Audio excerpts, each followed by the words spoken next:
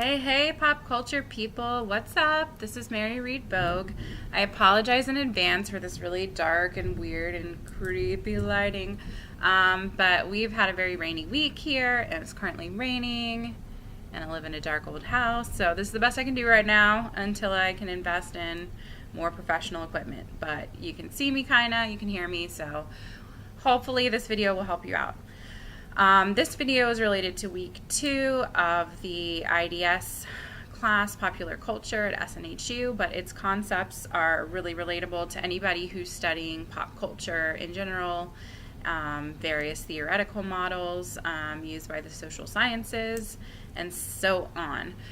Today, what I wanted to do is briefly dive a little bit more deeply into semiotics.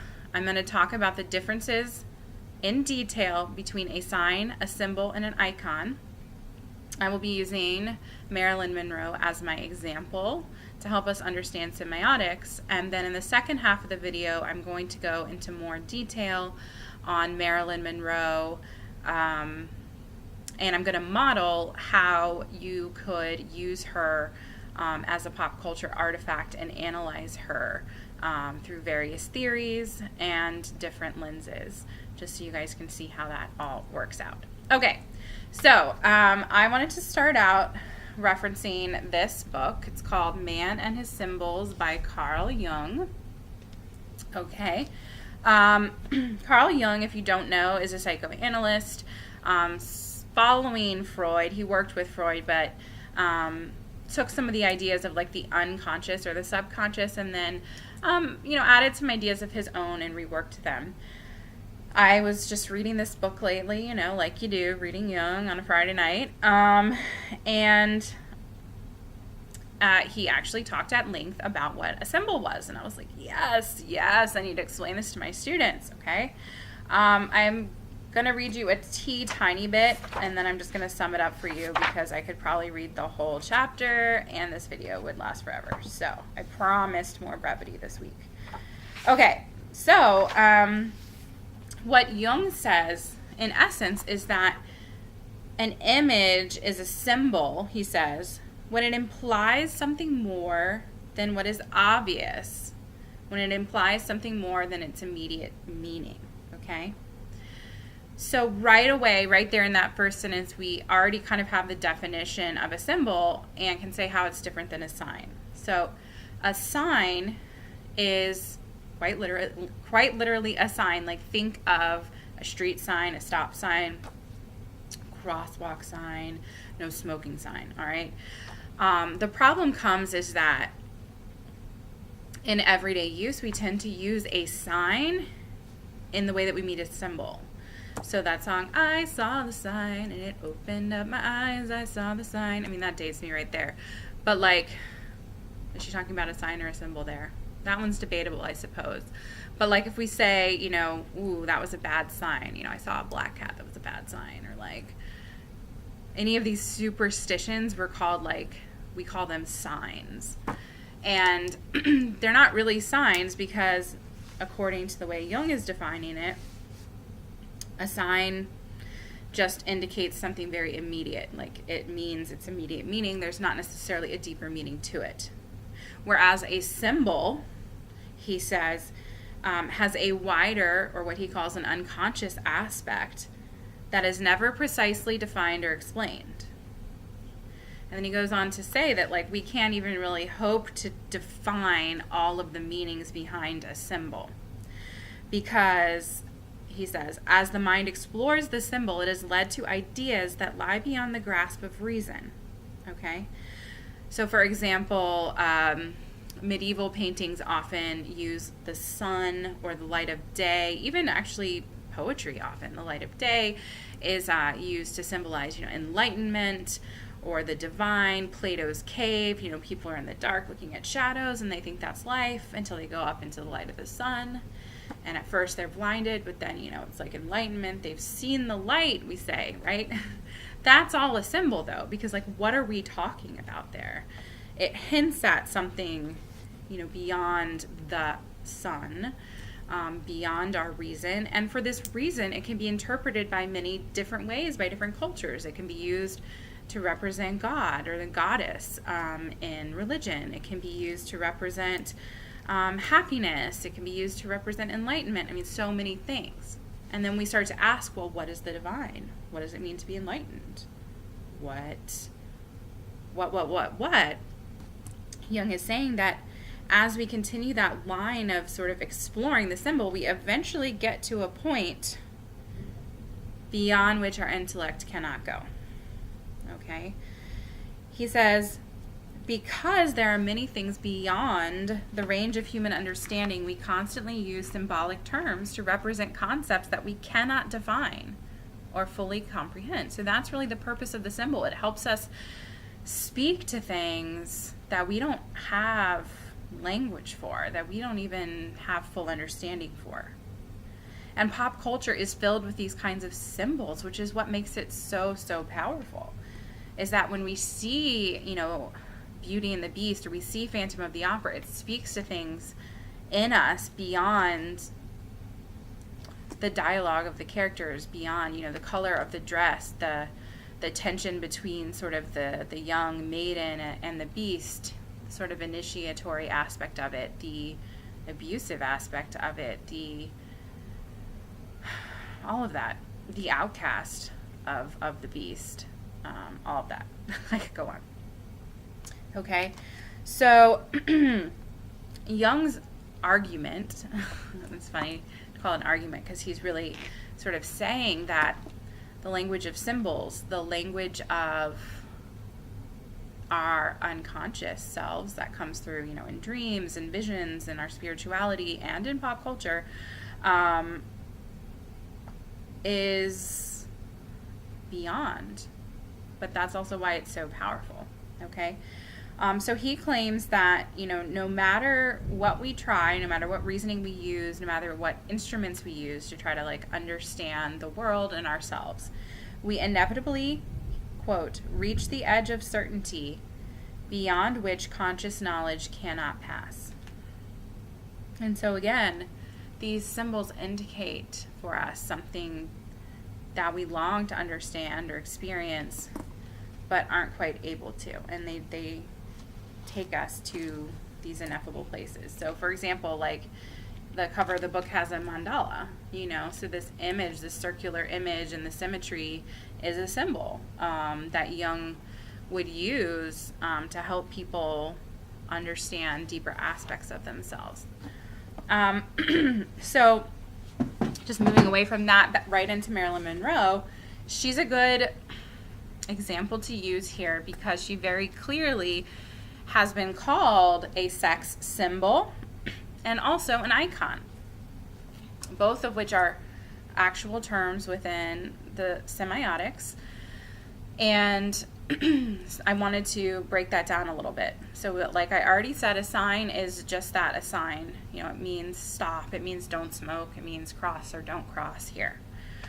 As Jung indicated, a symbol is something that has multiple meanings, that is metaphorical, that can be subjective to the viewer or the analyst.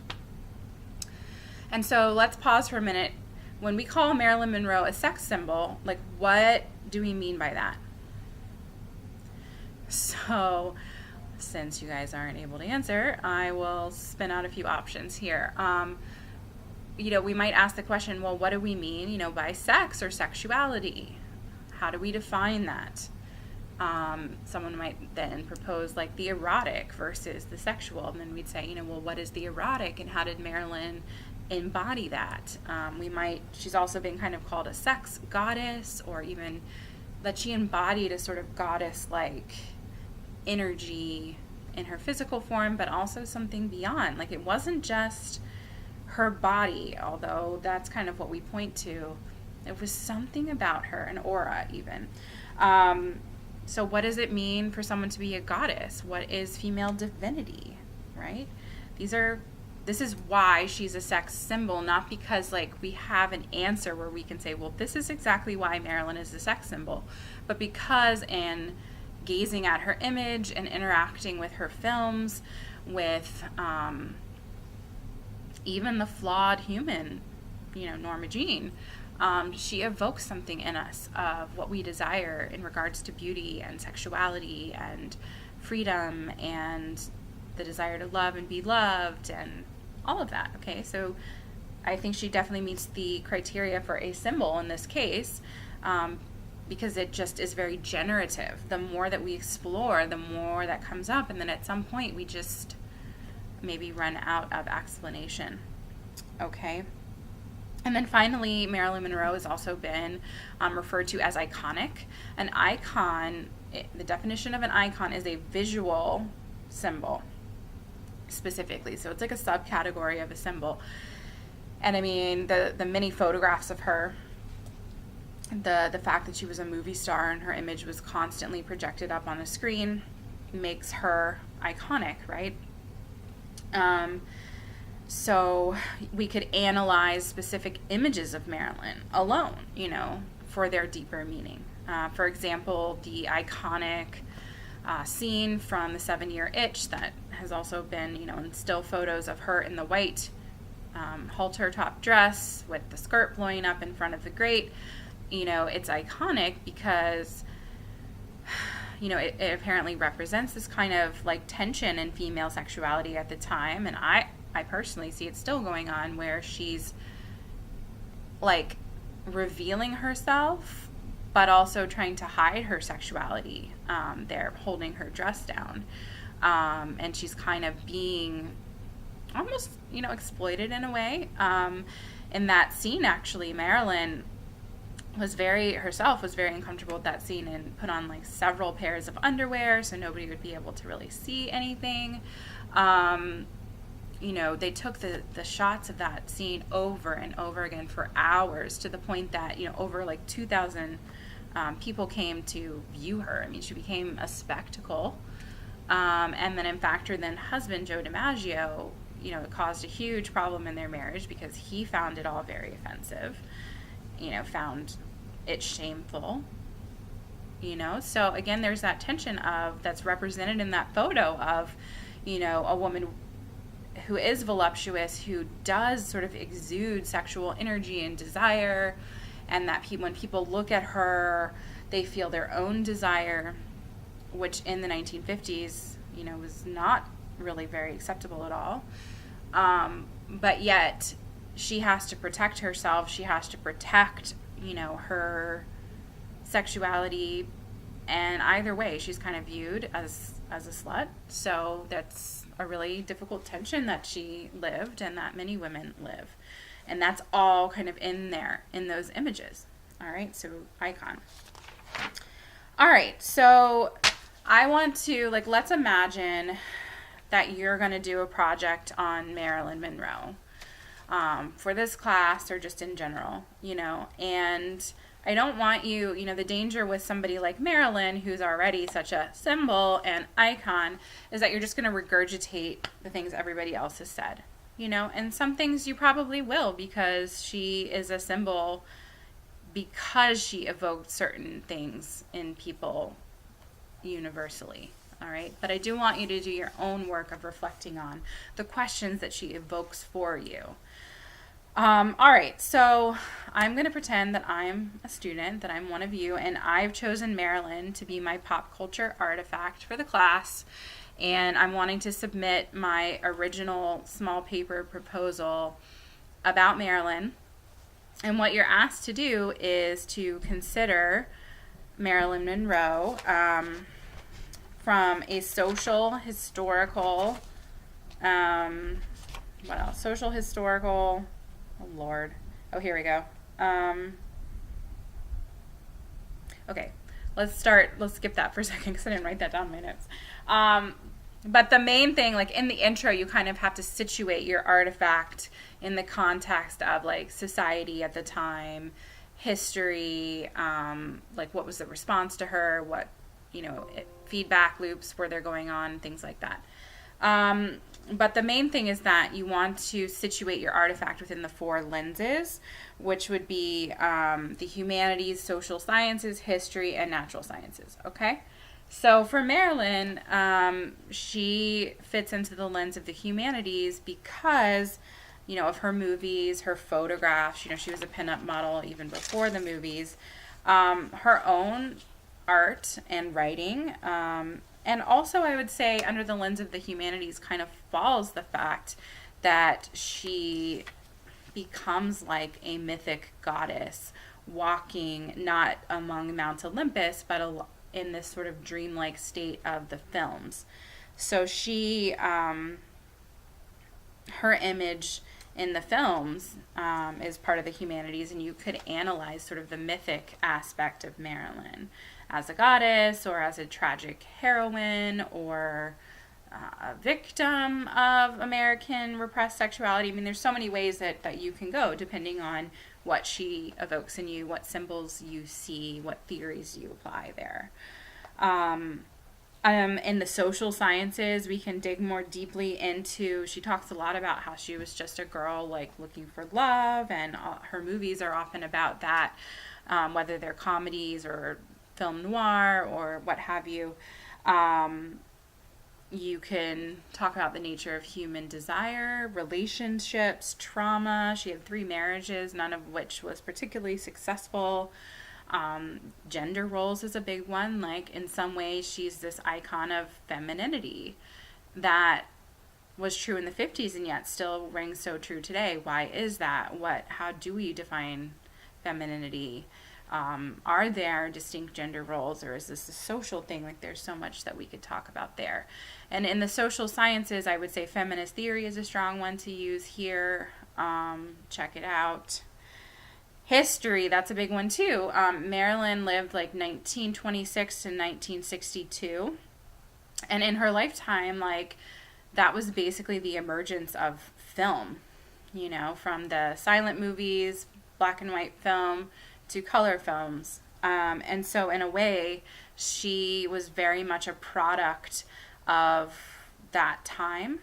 She also was coming of age at the end of World War II, and women were sent off to work to do all sorts of things for the war effort, and then men returned home, and there was this kind of like destabilization of gender roles. Like, men were back and they're like, hey, we want our jobs back, and like, we're coming home, and like, let's get back to normal, and everything's fine. Everybody wanted everything to be fine, and the women were like, well, hey, like, we've got jobs now, and like childcare, and we like doing stuff other than being at home. And so the war really did destabilize a lot of these structures. So that's part of history there. And of course, her ongoing like legend, like how she died in 1962, but her myth, her legend, her image is very much alive, is really sells brands and products. So that's all stuff you could consider. And finally, the natural sciences. This is like probably the hardest lens, I would say, to apply to most artifacts, unless you're doing like Marie Curie, or I don't know how she's pop culture, never mind. Unless you're doing like a technological artifact, like say Alexa or the iPhone or Elon Musk or something. Oh my God, my Alexa just went off. Like, she's talking to me in the other room because I said her name. Creepy. Okay, anyway, but in this case for Marilyn Monroe, I'm sorry, I'm like freaking out right now. In this case for Marilyn Monroe, Alexa, stop talking. No, don't add it to my cart. Okay, anyway, Marilyn Monroe, like the sciences come into play in the invention of the film, and her participation in them. Like, that's the most simple way that you can link that to the natural sciences.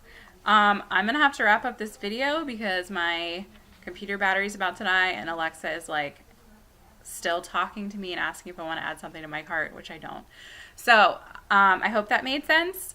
Let me know if you have questions on semiotics, on symbols, on icons, on how to analyze your pop culture artifact. Hit me up in class or post a comment on the video if you're not in my class, and have an awesome day, you guys.